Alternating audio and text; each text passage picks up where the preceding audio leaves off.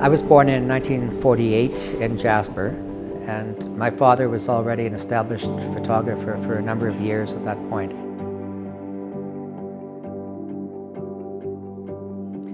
My dad had become known in Jasper, kind of a local photographer who did postcards and scenic shots.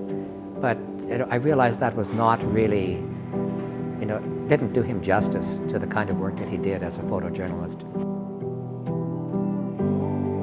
He was actually a writer before he was a photographer, and that the story, was really what he lived for.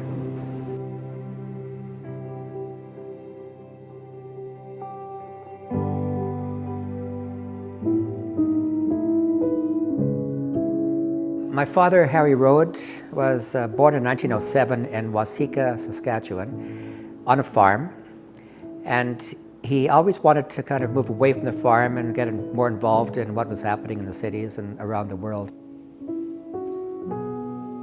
He started off as a writer, but then he was told to pick up a camera because they wouldn't pay for a photographer as well as a writer. He went on to become the chief photographer at the Winnipeg Tribune, and this led to an assignment of being sent over to Germany to cover the 1936 Berlin Olympics.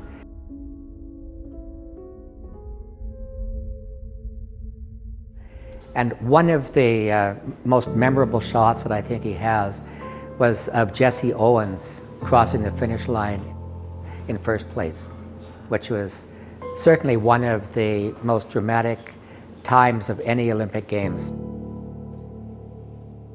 He was offered a job with Canadian National Railways, so he ended up traveling across the country, taking pictures of the trains and also the locations where they were, doing promotional work in the Rockies, for example, on the tourism potential of the Jasper area. And during this time, he was getting involved in the mountains, spending time hiking and climbing and also skiing in the wintertime. And then in the summer, he spent some time up at the Columbia ice field and was photographing the Canadian downhill champion, women's champion, Gertie Websela. And they were going to be going to the Olympics, the Winter Olympics that year. But just a few weeks after that, the war broke out and the Olympics were canceled. So they never got a chance to go to those Olympics.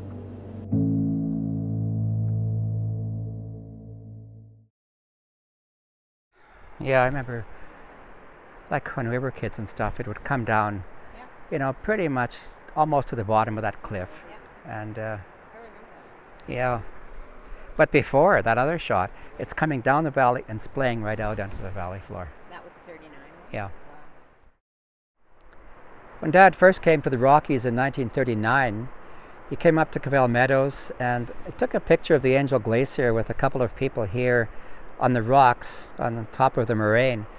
At that time, the glacier came right down into the valley floor and where the lake is right now. And then when we were kids, the glacier would still come down to just about the bottom of that rock cliff where the waterfall is right now.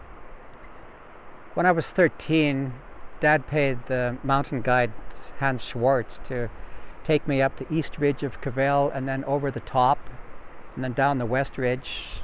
Just a fantastic viewpoint and a great experience for being a little teenager at that point. My mother was also quite an adventurer herself. She was born to Canadian parents, but in Talas, Turkey. And when she was 4 years old, they moved to Greece. So she grew up in Greece. She graduated from high school at age 13 in Greece, moved back to Canada, and she had her master's degree at age 19. So she had the travel bug already built into her. She loved adventure, she loved nature. So just packing up and moving to the West was just something she would have been extremely keen on doing.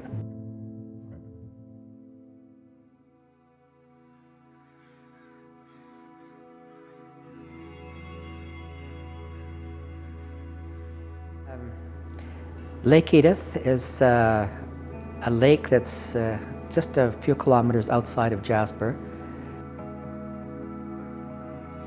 It's a wide valley. We had a beautiful log home there. There's a shot that I found when I was about this big in a papoose. Yeah. And it's with Mom, and it's absolutely perfect colors. This was a Kodachrome 3x4 inch slide, and that's just a classic shot. I think it's probably taken somewhere around in here, and it's got the log pile from building the house in behind.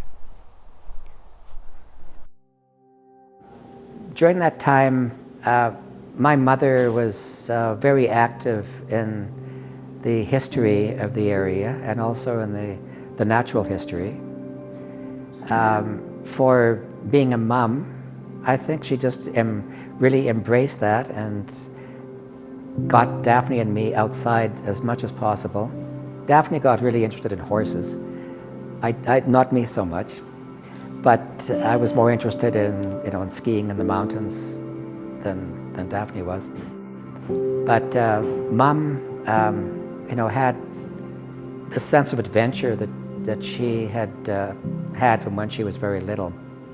She was active in the Alpine Club, and when Dad was away, for example, in 1949, then she went and climbed Mount Forbes, which is the highest peak in Banff National Park. But she never lost her sense of adventure.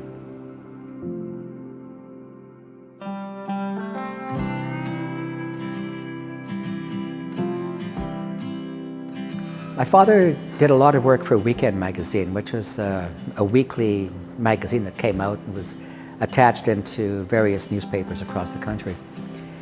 One of the assignments that he had was to photograph these two climbers, Ed Cooper from the United States and Jim Baldwin from Canada, as they were attempting to make the first ascent of the north face of Mount Robson.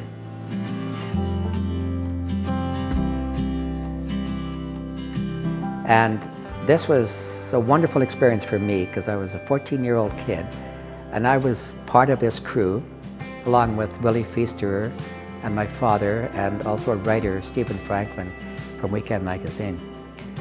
So we went from Mount Robson Ranch and hiked up to Berg Lake and stayed at the Berg Lake Chalet.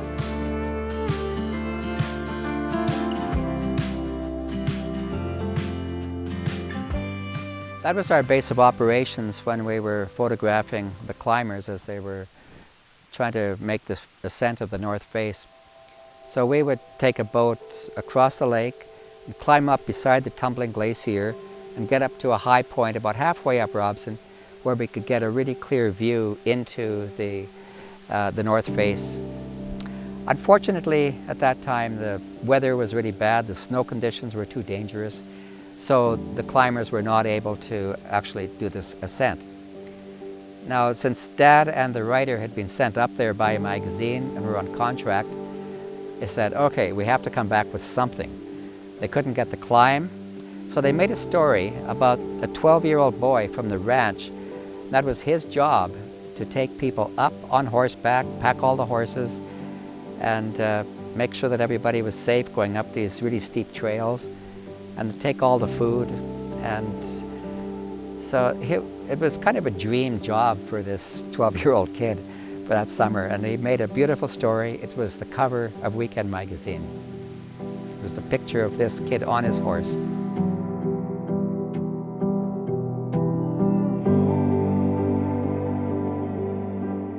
And for me, it was just a fantastic experience. It's a time when I really grew to love Mount Robson. And I really wanted Willie to be able to, if we had some time at the end, that if we could go climb the mountain. And unfortunately, that didn't happen that trip, but Mount Robson was in my blood enough that later on I went and climbed it twice. It was probably not until about the early 2000s when I really began to get involved in sorting through his material. A lot of it is fairly scattered.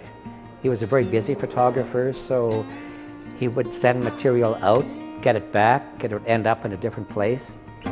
There are a couple of portraits of Indigenous people that were up at the Lac St. Anne pilgrimage, which was probably in the 1950s, but there's nothing that I can use to actually date it. Fortunately, Dad preserved a lot of his clippings. There are several boxes of old magazine articles, whether they're from National Geographic or from Weekend Magazine, Popular Mechanics, and a host of others. He did a lot of work for National Geographic. And those have been so valuable in helping to figure out what the slides and the negatives actually are.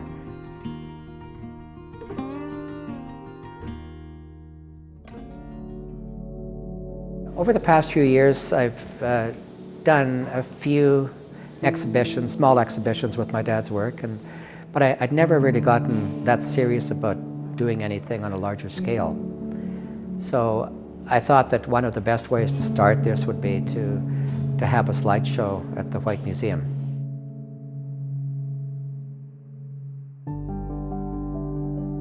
He was just very comfortable moving around and expanding his knowledge and horizons and getting out of his comfort zone. I think that was one of the big things, is that his comfort zone didn't exist. He was always experimenting with new things. And I think that really spilled over onto my sister and me as well.